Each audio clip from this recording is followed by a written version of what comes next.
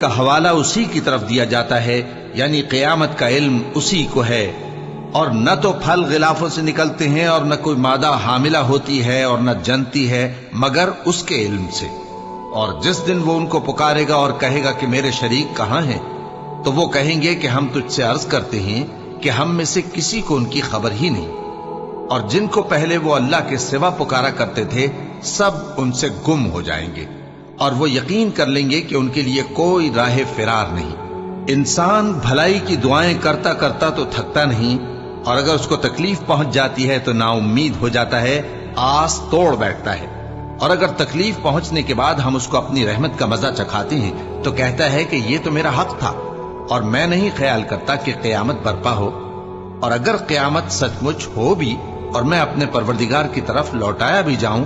تو میرے لیے اس کے ہاں بھی خوشحالی ہوگی۔ پس کافر جو کچھ کیا